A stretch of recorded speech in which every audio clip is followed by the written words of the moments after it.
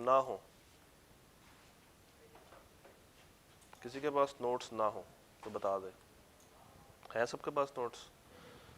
Chapter 1 notes, questions, सारे notes पढ़े हुए हैं जितने आज तक डिस्ट्रीब्यूट हो चुके हैं? पक्की बात है? बस ठीक है। वीडियो कौन सी? वो बिलो में नहीं है, बिलो में इनको मिलेगी, उधर मैं कुछ और दूंगा, और ऑडिट वाली मैंने दे दी है। चलो जी, शुरू करते हैं आज का एरिया। चैप्टर 2 से अभी तक कोई सवाल, कोई परेशानी? क्वेश्चन?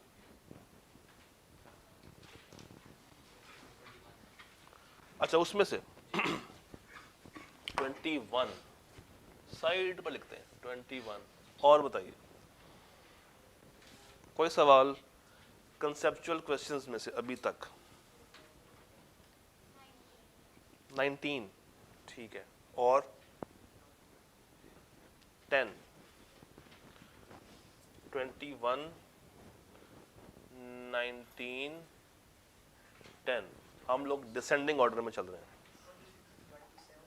20, 26 और 27। और हाँ जी समा भाई, कोई और सवाल? टोटल सवाल कितने हैं? 42।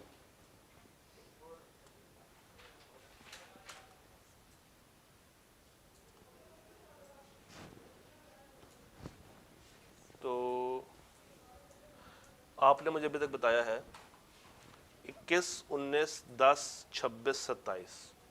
और कोई सवाल? 42। और कोई सवाल? 34, 35। जो दिल में आ रहा है बस बोली जा रहे हैं, और हर कोई अपना अपना कोटा पूरा कर रहा है। नंबर बता दें। और कोई सवाल? पक्का? कोई और सवाल नहीं है? ठीक, शुरू करते हैं। सबसे नीचे है हमारे पास 10 और 19। सवाल नंबर 10 और सवाल number 19।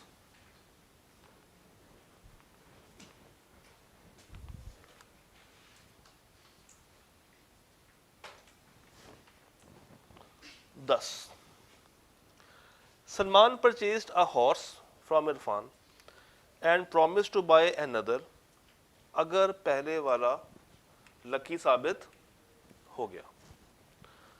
Salman refuse to buy the second horse.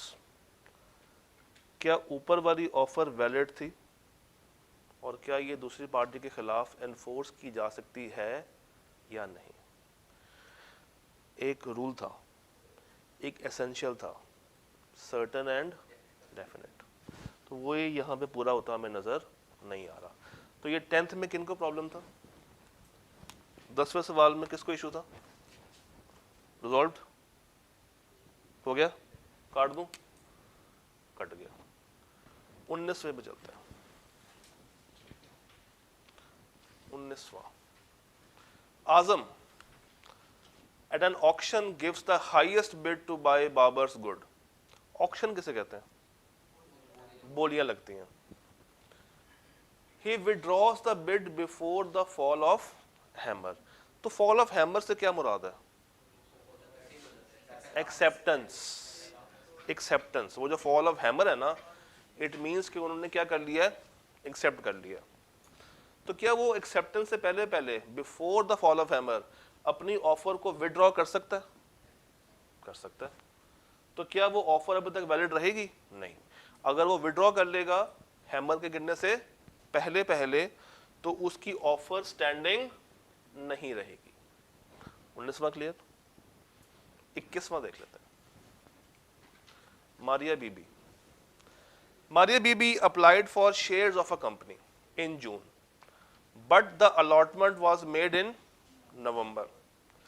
Maria refuse to accept the shares, क्या उसकी रिफ्यूजल जस्टिफाइड है या नहीं है? हाँ जी, आप लोगों ने जब ये लाइन पढ़ी होगी तो आप लोगों ने अलॉटमेंट के वर्ड के ऊपर थोड़ी सी R&D भी की होगी, की थी? अलॉटमेंट का वर्ड खुद से समझने की कोशिश की।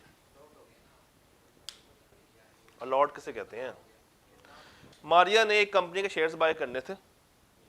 शेयर्स बाय करने के लिए उसने एप्लीकेशन दे दी कि मुझे इस कंपनी के लेट सपोज 1000 शेयर्स चाहिए, और वो अप्लाई कब कर रही है? जून में। अलॉटमेंट कब हो रही है? ऑफर कब हुई? एक्सेप्टेंस कब हुई है? नवंबर में। तो उसके बाद मारिया ने रिफ्यूज कर दिया, इनकार करने की पोजीशन में नहीं है, क्योंकि वो चीज एक्सेप्ट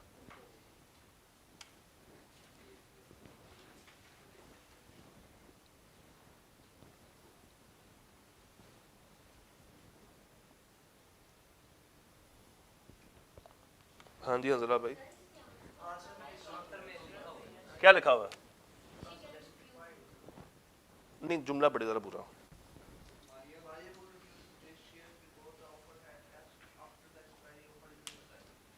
क्या यहाँ पे रीजनेबल टाइम दिया हुआ?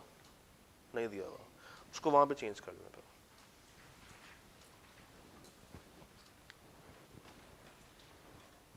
26-27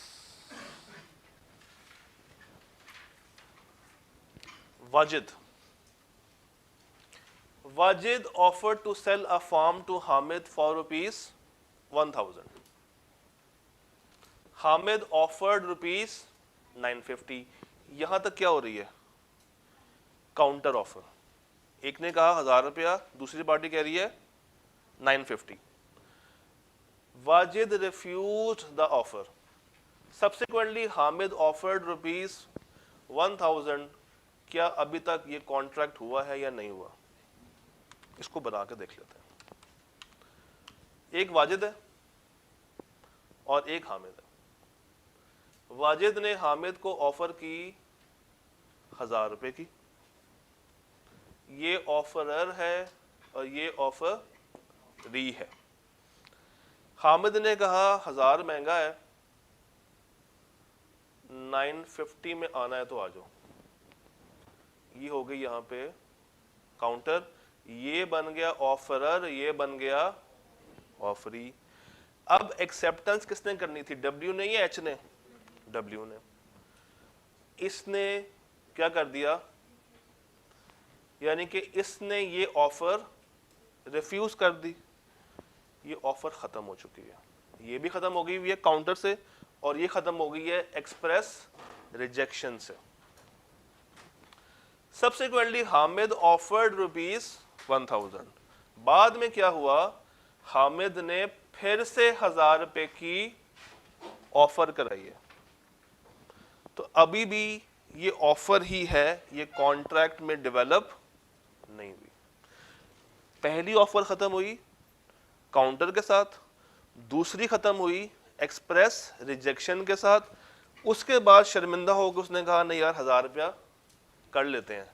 तो अब ये सिर्फ ऑफर ही मूव कर रही है, अभी तक दूसरी पार्टी ने डब्ल्यू ने इसकी एक्सेप्टेंस नहीं दी। तो ये कॉन्ट्रैक्ट बन गया, ये कॉन्ट्रैक्ट नहीं बना।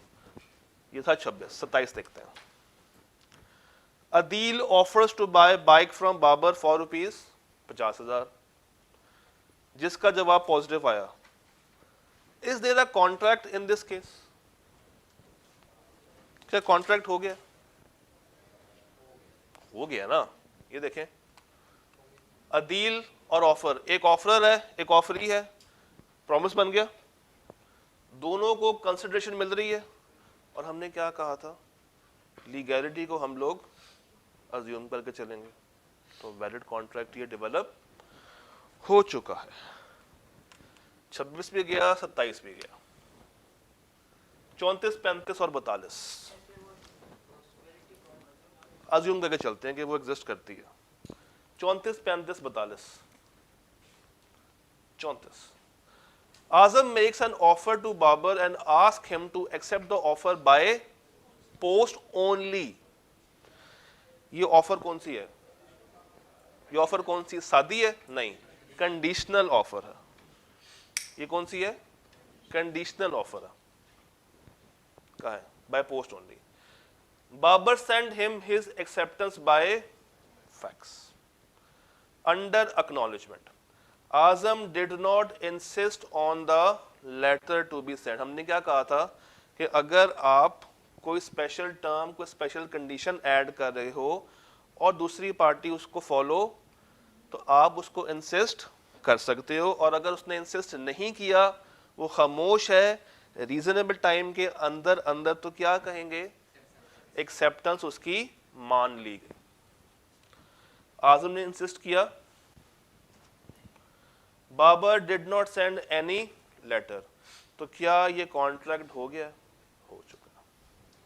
ये कॉन्ट्रैक्ट 34वां में चला गया। 35वां देखते हैं। हाँ, Azam offered a reward for anyone who finds his lost dog. ये ऑफर जनरल लग रही है या स्पेसिफिक लग रही है? ये तो बताएं।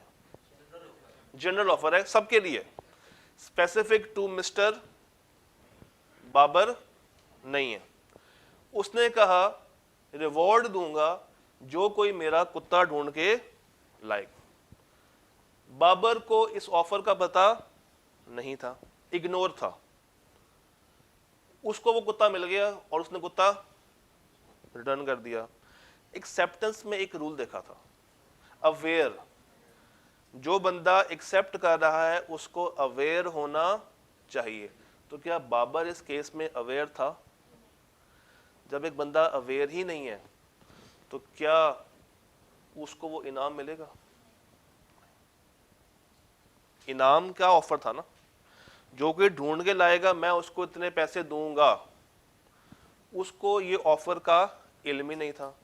वो ढूंढ के ले आया, ला के दे दिया, और पैसे उसने मांगे ही नहीं और वापस चला गया। तो ठीक है, वो भी जाएगा।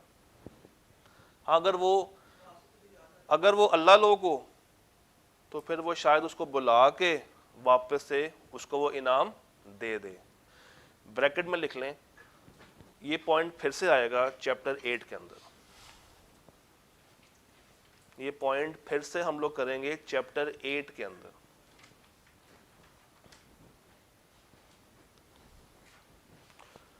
और लिखवा तो मैं ऐसे रहा हूं जैसे आप लोगों को तब तक याद रहेगा।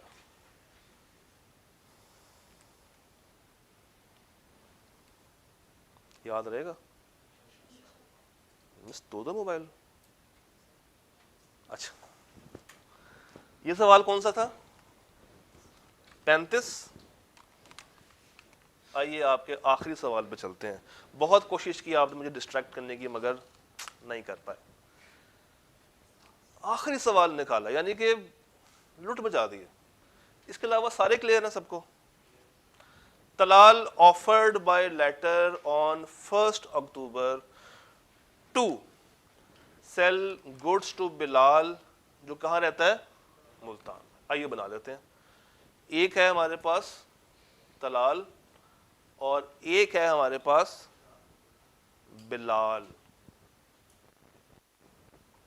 तलाल भाई कर लेते हैं इसको, तलाल भाई, बिलाल भाई। तो तलाल भाई ने ऑफर की है 1 अक्टूबर को, 1 अक्टूबर को। Bilal received the offer on 11 October and gave his acceptance. यानी कि जिस दिन उसको खत पहुंचा उसी दिन शायद उसने एक्सेप्टेंस भी दे दी। यानी कि इसने एक्सेप्टेंस का खत भी कब रवाना कर दिया? 11 को। मगर इन दोनों डेट्स में भी कुछ फर्क है टाइम का। जब आप सेम डे पे आ जाएंगे फिर आपको टाइम देखना। अज्यूम कर लेते हैं ये 2 बजे है और एक्सेप्टेंस हो रही है शाम के 6 बजे। On 18 October Talal wrote a letter revoking his offer कब कर रहा है? 18 अक्टूबर को। और एक्सेप्टेंस कब की हो चुकी है? The letter was received by Bilal on, कोई फायदा नहीं है इसका। क्या कॉन्ट्रैक्ट 11 को हो गया? तो क्या ये ऑफर रिवोक होगी? नहीं। डन, इसको भी काट दूं। लें जनाब, कोई और मसला, कोई और परेशानी, कोई और सवाल किसी का भी? ये चैप्टर जब आप आज क्लास से जाएंगे तो आई कैन अज्यूम कि आपको 100% तैयार होगा। Still if there is any question तो बता दें। कल है, मैं हूं ना, बता के जाऊंगा।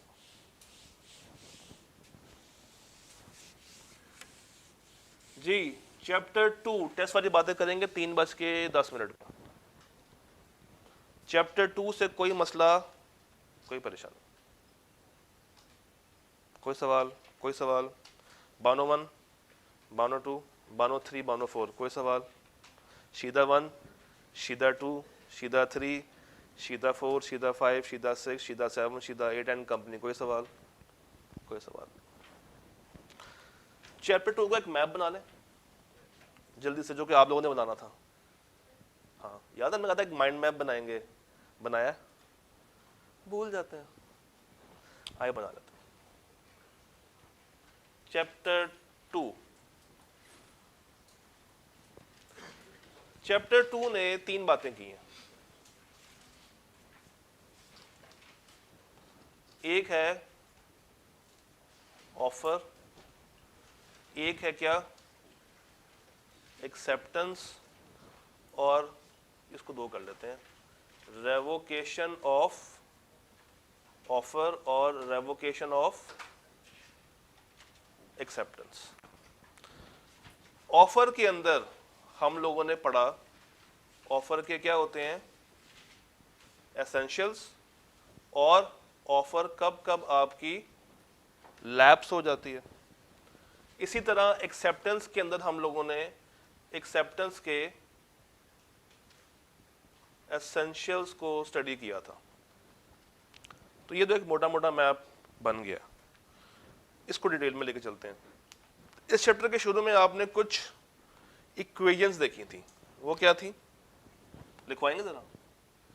Offer plus acceptance is equal to promise plus consideration is agreement plus legal objectivity या लीगैलिटी इज कॉन्ट्रैक्ट। और फिर आप लोगों ने ये पढ़ा था कि ये offer it can be express and it can be implied. Express कौन सी होती है? जो कि रिटन हो या ओरल हो, और ये इम्प्लाइड कौन सी होती है? जो कि जेस्चर से या एक्शन से हो रही हो। ऑफर के एसेंशियल्स में कौन कौन से पॉइंट्स थे? ऑफर क्या होनी चाहिए? पहला पॉइंट क्या था? कम से कम 2 लोग। आप अपने आप को ऑफर नहीं कर सकते, तो एटलीस्ट 2 पार्टीज। उसके बाद क्या पढ़ा था? ये सर्टन होगी एंड डेफिनेट होगी। उसके बाद इनविटेशन टू ऑफर, ऑफर नहीं होती। उसके बाद ऑफर की कम्युनिकेशन, ऑफर की कम्युनिकेशन। और 5वां पॉइंट क्या था? कौन सा? और एक ऑफर को हम कंडीशनल बना सकते हैं, एक ऑफर को हम कंडीशनल बना सकते हैं। ऑफर कब कब लैप्स होती है? एक्सेप्टेंस से, रिजेक्शन से, डेथ या इंसैनिटी से, टाइम लैप्स और काउंटर ऑफर से। यहां पर आ जाए। एक्सेप्टेंस के एसेंशियल्स क्या क्या थे? ये एब्सोल्यूट होनी चाहिए और अनकंडीशनल होनी चाहिए। इसकी कम्युनिकेशन में 2 रूल, यानी कि यहां मैं लिख देता हूं टाइमलाइन और और क्या था, अवेयर होना चाहिए, रीजनेबल मोड, और नेगेटिव कंफर्मेशन इसमें काउंट नहीं होगी। ये चैप्टर सारा, इसमें क्या मुश्किल बात थी, कोई मुश्किल बात है इसमें? ये मैंने बहुत क्विक सा बनाया, इसको आप इलेबोरेट कर सकते हैं, जस्ट आपको एक तस्वीर बता दी कि आपने इस तरीके से इसको प्रेजेंट करना है। आइए इस मैप को ही यूज करते हुए एक और काम भी करते हैं।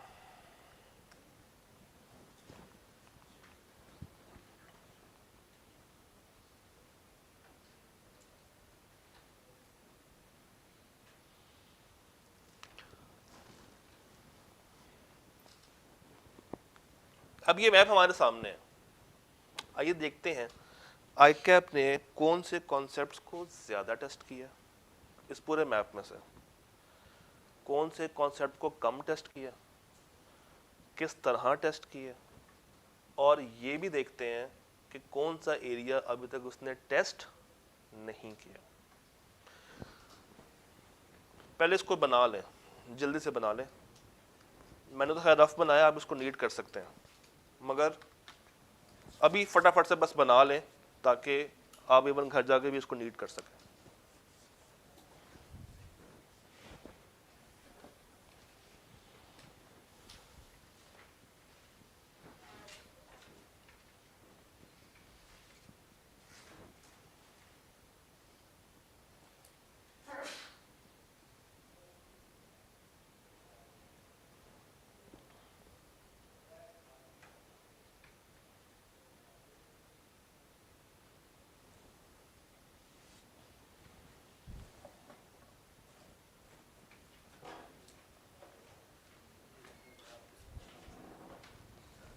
ये तो मेरा, वो मिसके पास था, मिसके पास पड़ा, मैंने देखा है अभी, मैंने देखा है अभी।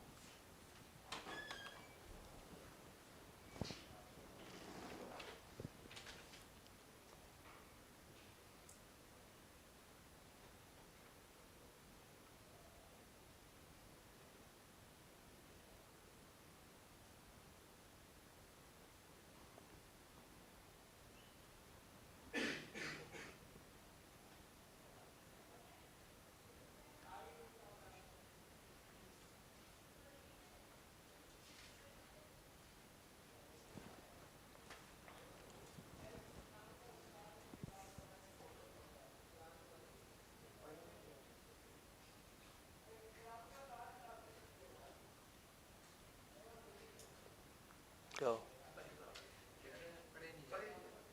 तो आपके पास नोट्स है ना, मैं तो बस पॉइंट्स लिखे हैं, बता दो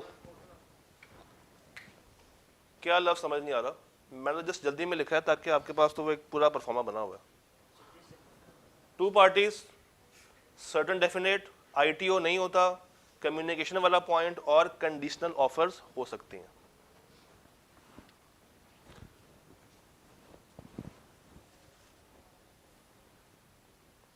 से मेरी राइटिंग इतनी भी खराब नहीं थी, ये मैंने लिखा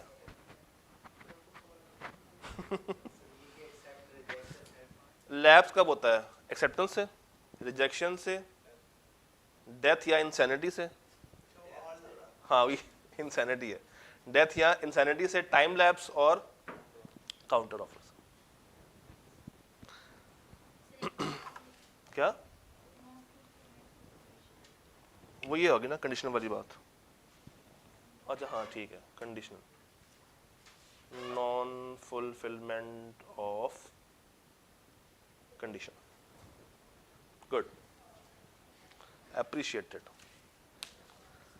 अच्छा जी, अभी समझ आ रहा है कुछ ना कुछ, शुरू करें, आइए स्टार्ट करते हैं।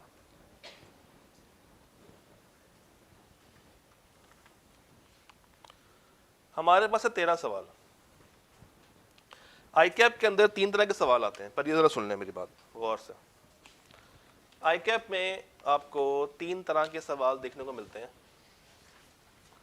एक होता है प्योर स्ट्रेट फॉरवर्ड सवाल, रट्टा, देख रहे हैं, वन लाइनर्स।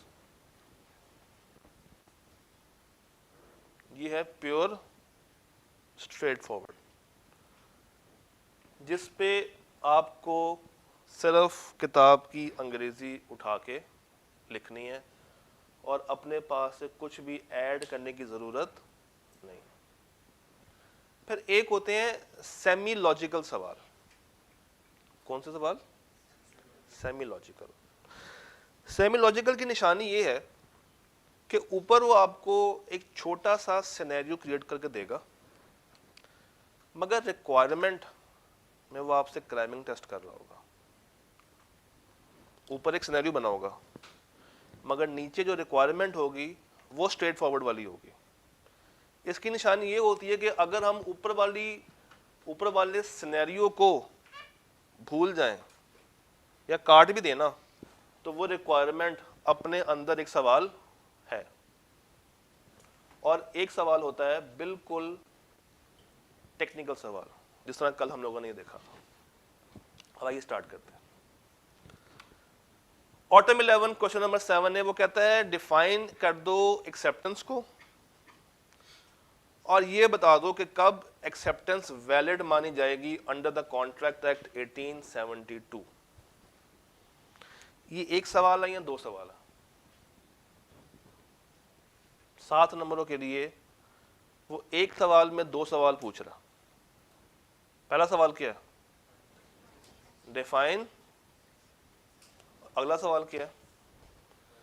कब एक एक्सेप्टेंस वैलिड मानी जाएगी। यानी कि वो क्या टेस्ट कर रहा है? वो एक्सेप्टेंस की डेफिनेशन और उसके एसेंशियल्स टेस्ट कर रहा है। तो आप एग्जाम में क्या करेंगे? आपके पास लेट्स सपोज ये शीट है, आप लोगों ने लिखा definition of acceptance. 1 line, 2 line, 3 line, 4 line लिख दी। उसके बाद आपने यहां पे छोड़नी है स्पेस और उसके नीचे आपने लिखना है एसेंशियल्स ऑफ वैलिड एक्सेप्टेंस। आप लिखेंगे following are the essentials of valid acceptance, या आप लिखेंगे कि इसी लाइन को अगर मैं यूज करूं, an acceptance can be considered valid if following essentials are fulfilled. और वो एसेंशियल्स कौन से हैं? ये सारे। एब्सोल्यूट हो, अनकंडीशनल हो, काउंटर ऑफर ना हो रही हो, अवेयर वाली बात, कम्युनिकेशन वाली बात, जितनी बातें आप लोगों ने पढ़ी हैं वो सारी 1 बाय 1 आपने उतार देनी है। क्या कोई लॉजिकल सवाल है ये? नहीं। ये टाइप 1 है, टाइप 2 है या टाइप 3 है? ये टाइप 1 सवाल है। और कितने मार्क्स का सवाल है?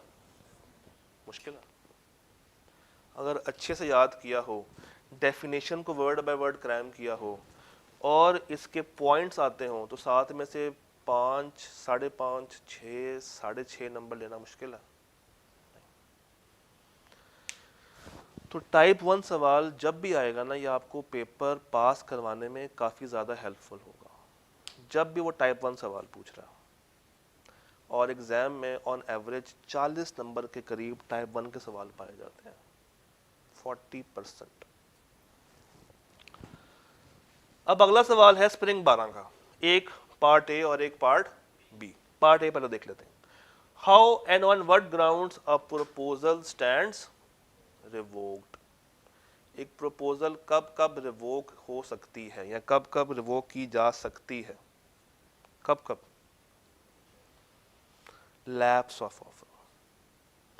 तो 4 नंबरों के लिए आप क्या बता देंगे? An offer can be revoked / lapsed under the following veg. कितनी बातें थी? 4-5 बातें हैं लैप्स वाली। ये सारी बातें आपने उठा के लिख देनी। ये सारी बातें आप उठा के लिख देंगे। पार्ट बी क्या कह रहा है? What is the time limit after which a proposal can not be. एक प्रपोजल कब तक आप रिवोक कर सकते हैं?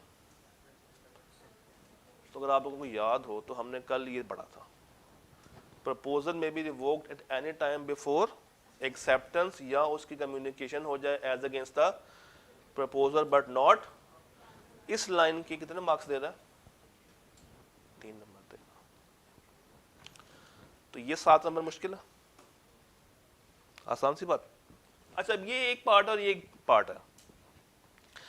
आई कैप में ये दोनों पार्ट्स डिफरेंट पेजेस पे होंगे। ये अगर शीट है ना और ये ऊपर ऐसे होता है, तो ये क्या है? सवाल नंबर 2A। तो आप लिखेंगे 2A, लिख दिया, उसको सॉल्व कर देंगे। चाहे 2 लाइनों पे आ रहा है, चाहे 1 लाइन पे आ रहा है, चाहे 6 लाइनों पे आ रहा है। 2A कर दिया, नेक्स्ट पेज पे आ जाए। नेक्स्ट पेज पे क्या करेंगे? 2B, और उसको आंसर यहाँ पे कर रहे होंगे। आई कैप के अंदर हर सवाल, हर पार्ट, हर सब पार्ट नेक्स्ट पेज पे जाएगा, ये रूल है। मैं कहता हूँ चाहे 1 लाइन का जवाब क्यों ना हो, वहाँ बैठ के ये नहीं परेशान होना कि आई कैप इस पूरे पेज का क्या करेगा। आपने पेपर की फ़ी दी हुई है, पूरी दी हुई है, और ये एग्ज़ाम आपका मैनुअल चेक नहीं होना। पहली बात, इसकी मार्किंग होनी है ई मार्किंग, और ई मार्किंग के अंदर हर पेज का एक अपना QR होता है। और आई कैप कहता है कि आपने हर सवाल के हर पार्ट को, इवन सब पार्ट को अलग पेज पे करना है। सिर्फ MCQs वो वाहिद सवाल है जिसमें सारे आप 1 पेज पे करते हैं। उसके अलावा चाहे आंसर 1 लाइन का ही क्यों ना हो, आपने उसको अलग शीट पे अटेम्प्ट करना है। Got my point? पक्का? मुराद और सनम की कहानी, अब ये सेमी लॉजिकल है, ये टाइप 2 है। Murad offered his car to Sanam ₹4। Offeror कौन है? ऑफरी कौन है? कंसिडरेशन क्या है? गाड़ी और पैसे, 4 लाख। सनम एक्सेप्टेड द, अच्छी बात है। अब आगे उसने कोई गेम डाली है, एंड एनक्लोज्ड पे ऑर्डर ऑफ ₹1.5 लाख। उसने कहा 1.5 लाख का चेक पकड़ो, बाकी पैसे मैं तुम्हें किस्तों में दूंगी, और हर किस्त की वैल्यू क्या होगी? 62,500। हाँ जी, वो कहती है 1.50 अभी ले लो, बाकी किस्तों पे दूंगी। Counter offer. और काउंटर ऑफर कब बनती है? जब एक्सेप्टेंस कौन सी वाली की हो? एक लफ्ज बताया था, क्वालिफाइड एक्सेप्टेंस। तो वो कबूल तो कर रही है, मगर अपनी कंडीशन डाल के क्वालिफाइड एक्सेप्टेंस दे रही है। यानी कि क्या कर रही है वो? टेक्निकली काउंटर ऑफर कर रही है। तो काउंटर ऑफर के केस में अगर आपको याद हो, हमने एक चीज़ पढ़ी थी कि अगर तो ये भाई कबूल कर लेते हैं, इंसिस्ट नहीं करते, तो ये वैलिड एक्सेप्टेंस मानी जाएगी। और अगर इस भाई ने थोड़ी सी मज़ामत की और कबूल ना किया, तो ये वैलिड एक्सेप्टेंस नहीं होगी, जिससे वो वैलिड कॉन्ट्रैक्ट नहीं बनेगा। सवाल क्या था? बताएंगे क्या ये वैलिड कॉन्ट्रैक्ट है या नहीं। तो शुरू में क्या हुआ? मुराद ने ऑफर की, ये ऑफरर था, सनम ऑफरी थी, गाड़ी 4 लाख। उसने काउंटर किया, वो ऑफरर बन गई, और ये ऑफरी। अब उसने जो ऑफर दिया वो 1.5 लाख और 62,500 की है। इसके पास अब बॉल आ गई है, इसके कोर्ट में बॉल है। ये चाहे तो कबूल कर ले और वैलिड बना ले, चाहे तो कबूल ना करे और वैलिड ना बनाए। तो वैलिड कॉन्ट्रैक्ट बन भी सकता है और नहीं भी बन सकता। अब इस तरह के सवाल को एग्जाम में कैसे अटेम्प्ट करें? कैसे करें अटेम्प्ट? एक रूल होता है LED, LED। L stands for law, E stands for explanation, and D stands for आपका decision, L stands for, E stands for, और डी स्टैंड्स फॉर डिसीजन। इसमें लॉ कौन सा इस्तेमाल हो रहा है?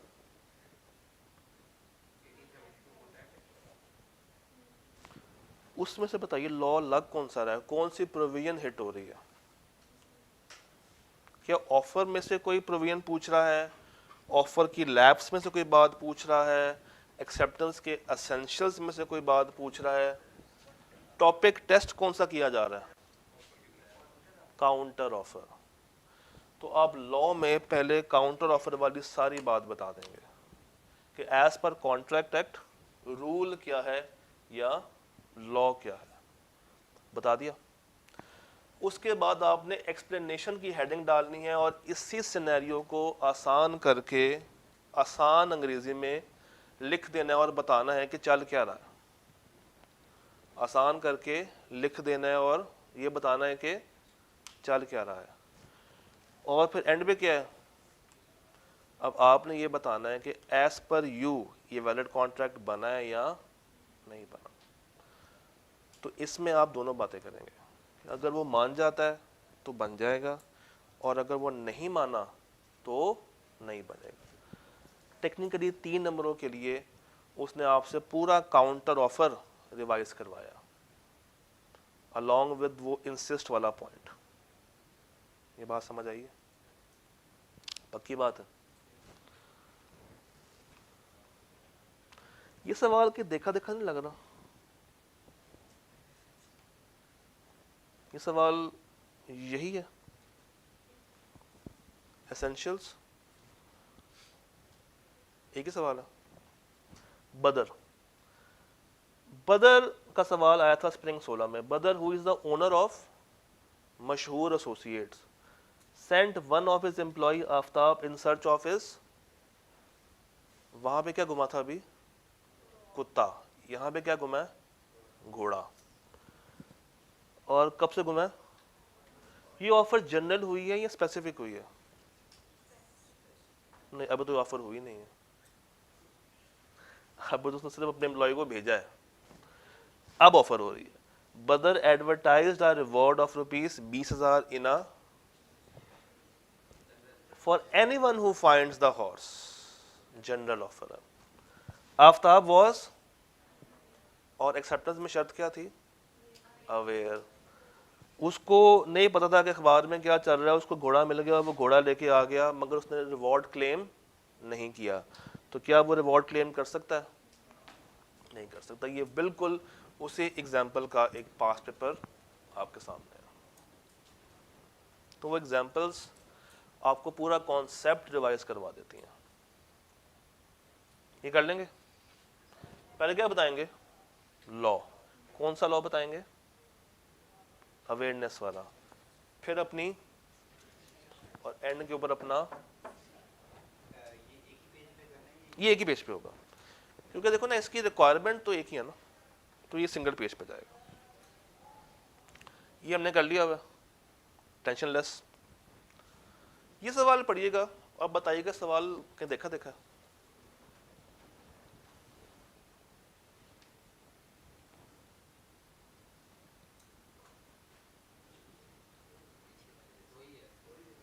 सनम और मुराद की कहानी, वहां पे था गाड़ी, यहाँ पे क्या है? फ्लैट। वहां पे थी किस्त 62,500 की, यहाँ पे किस्त किसकी है? 1,12,500 की। वहां पे भी, वहां पे था पे ऑर्डर, यहाँ पे क्या है? चेक। तो आई कैप कभी कभी ये मजाक भी करता, पुराना सवाल पकड़ेगा, उसको थोड़ा सा मॉडिफाई करेगा और आपको दे देगा। इससे क्या जाहिर होता है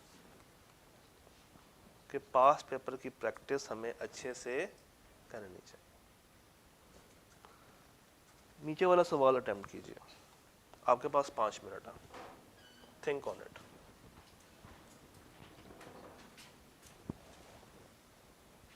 क्या हुआ? एक्स्ट्रा तो नहीं है मेरे पास, एक ही है। मैंने ना मिस की टेबल पे देखा बड़ा हुआ प्रेजेंटर।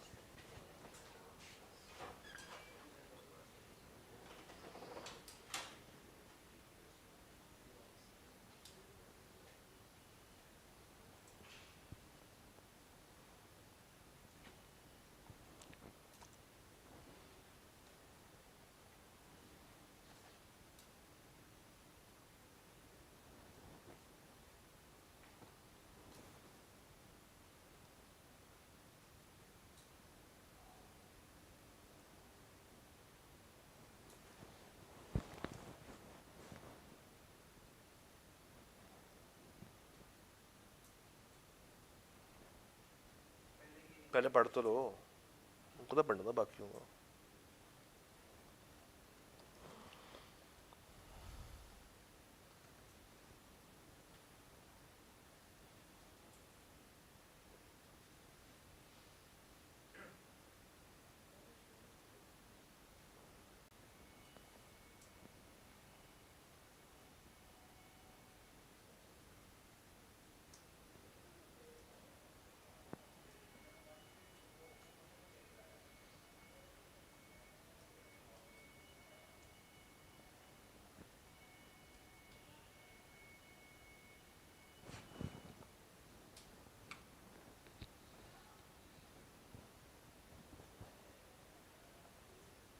पढ़ लिए? टॉपिक कौन सा टेस्ट हो रहा है?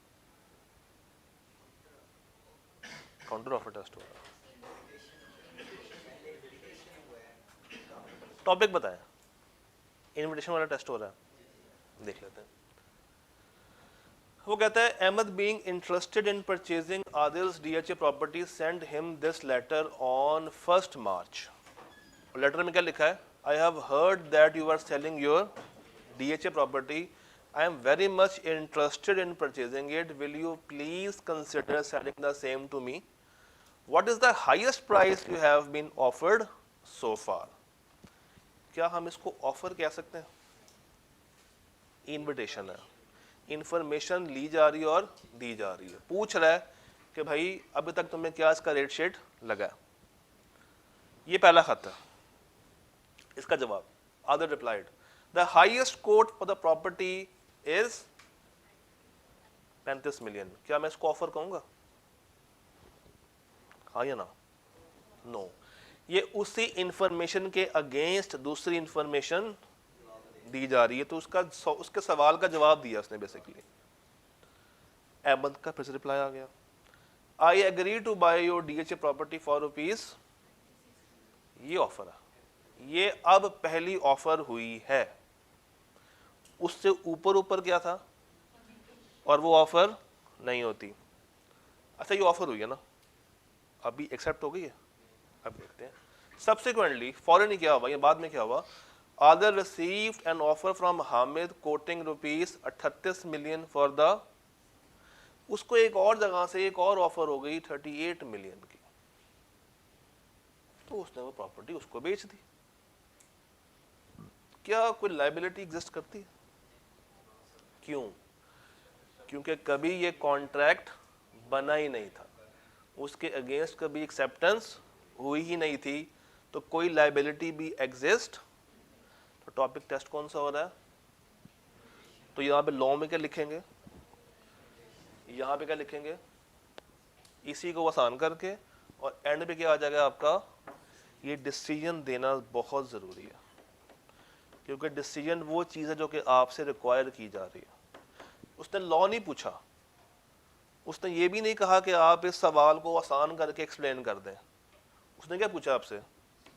मगर इस तक पहुंचने से पहले आपको ऊपर के 2 स्टेप्स पूरे, तभी आप ये कहेंगे ना कि तमाम गवाहों और सबूतों को मद्देनजर रखते हुए ये बंदा ये बंदी इस नतीजे पे पहुंची है कि ये कॉन्ट्रैक्ट बना है या नहीं बना। अब मगर उससे ऊपर 2 पॉइंट्स करने हैं। ये सवाल अरसा दराज से चला ही आ रहा है। सवाल कौन सा? थर्ड टाइम आया ना। ये देखिएगा सवाल जरा,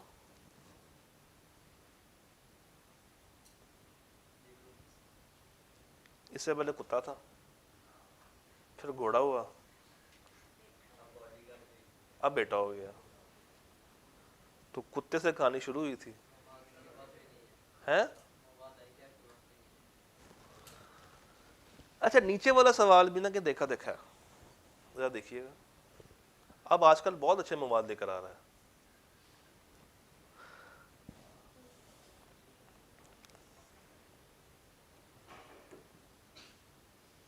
ये सवाल पढ़े,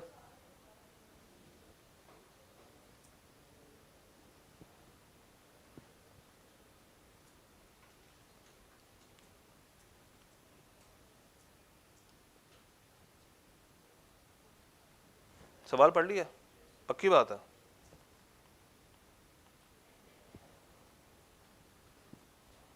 स्प्रिंग 12 ए स्प्रिंग 12 बी, दोनों को पकड़ा, जोड़ा और एक सवाल निकाल दिया। 4 और 3, और वो कितने का है? 5। तो ये भी रिपीट है, ये भी रिपीट है, और ये भी रिपीट हुआ। चले आगे, 2 सवाल रह गए। ये बताइए इसमें क्या मसला? आप लोग बताएंगे, मैं नहीं बताऊंगा।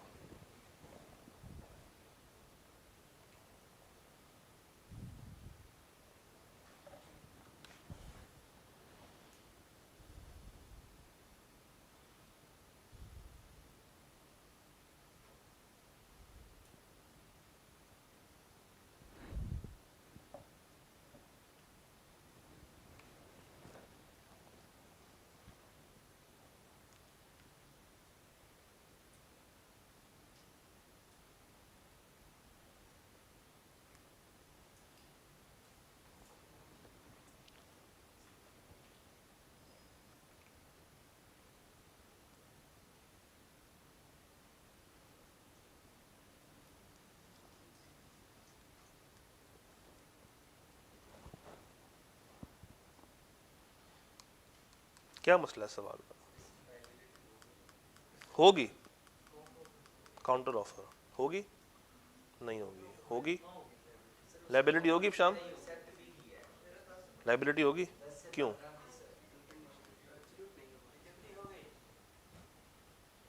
रुकें जरा, पढ़े। बीटी दुकान है और हैफनियम कौन है? कस्टमर है। चले इसको छोड़े, आप लोग दुकान पे गए, आपने कहा कि मुझे मोबाइल चाहिए। उसने कहा मोबाइल की प्राइस है 50,000 रुपया, इस पे डिस्काउंट हो सकती है 10% हो या 15% हो, अभी नहीं पता, जब डिलीवर कर रहे होंगे उस टाइम पर आपको बता दी जाएगी। जब डिलीवरी की बारी आई, आपने कहा मुझे तो डिस्काउंट चाहिए 15%, उन्होंने कहा वो तो नहीं मिलेगी। कितनी मिलेगी? 10%। तो हम लोगों ने ये चीज़ देखी थी कि ऑफर सर्टन होनी चाहिए और डेफिनेट होनी चाहिए। इसमें प्राइस ना सर्टन है ना डेफिनेट है। प्राइस में डिस्काउंट कितनी देनी चाहिए वो उसने प्रॉपरली एक्सप्लेन नहीं किया हुआ। तो जब वो एक्सप्लेन ही नहीं किया तो क्या कॉन्ट्रैक्ट बना? नहीं। तो क्या कोई लायबिलिटी एग्जिस्ट करती है? नहीं करती। समझ आ गई सवाल की? ये पढ़िएगा, लॉ में आप बताएंगे वो सर्टेनिटी वाला पॉइंट, उसके बाद एक्सप्लेन करेंगे और फिर अपना फैसला दे देंगे। अच्छा, आई कैप के सवालों में उसने इस तरीके से एक्सप्लेन नहीं किया हुआ, उसने इकट्ठा किया हुआ, मगर आपने उसको भी तोड़ देना, लॉ अलग कर देना, ये अलग कर देना और इसको अलग करके चलना। जी एलसी,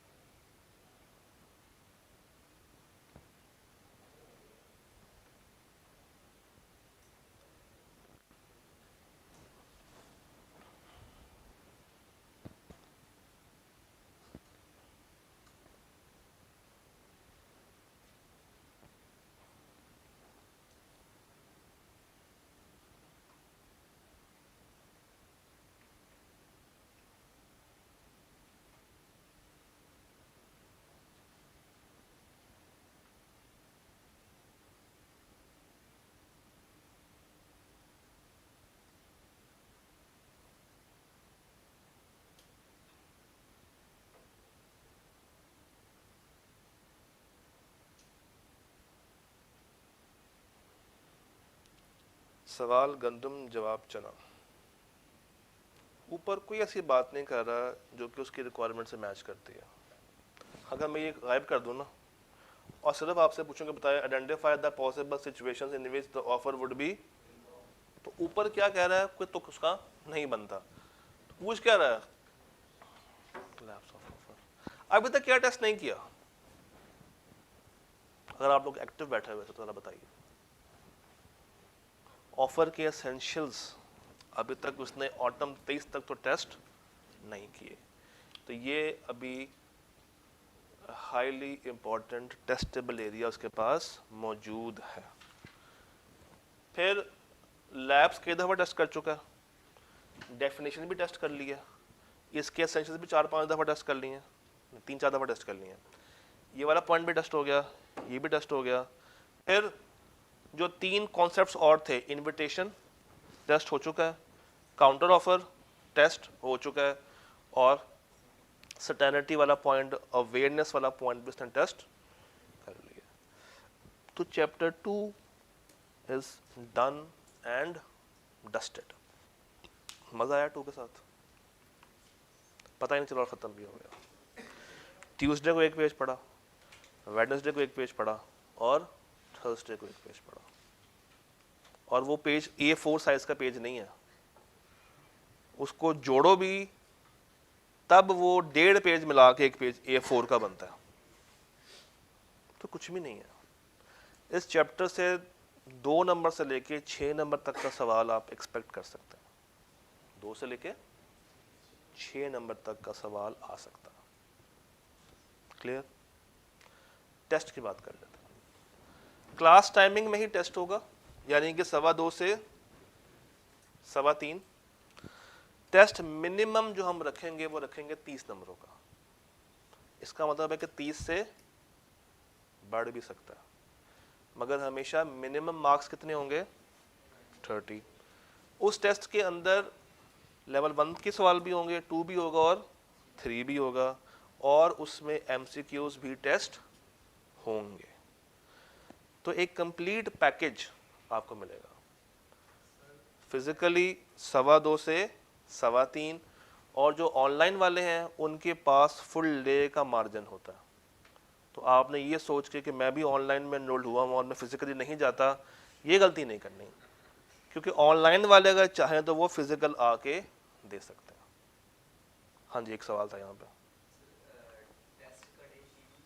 बिल्कुल भी नहीं, ये पूरा सिलेबस सिंक हुआ है डे बाय डे प्लान के साथ, तो वो टेस्ट का दिन कभी भी चेंज नहीं होगा। आपको अगर छुट्टी मनानी है तो आप ऑनलाइन दे दें, मगर फिर नुकसान आप अपना करेंगे, आप एग्जाम एनवायरनमेंट से दूर हो जाएंगे। असल में वो मैंने छुट्टी करनी होती है, ओए तो मैं क्या करूँ? अब बड़े हो गए ना अब आप लोग, अब PRC थोड़ी है, अब तो कैफ है। सर तो वो 2 टेस्ट कौन से हैं कल? एक टेक्स्ट का होगा, एक R1 तो वो तो आपने 2 एंट्री पास करनी है और टेस्ट पूरा हो जाना है। तो अब मैंने कहा था, अच्छा ये सवाल आपने बाकियों के साथ किया? मैंने कहा था इसके साथ जुल्म नहीं करना, इसके साथ जुल्म नहीं करना। तो टेस्ट आपने लाजमी देना है। बस कल का टेस्ट ये बता देगा कि अब आप लोग चलेंगे या नहीं चलेंगे। तो कल 2:15 से 3:15 अल्लाह दे वाले।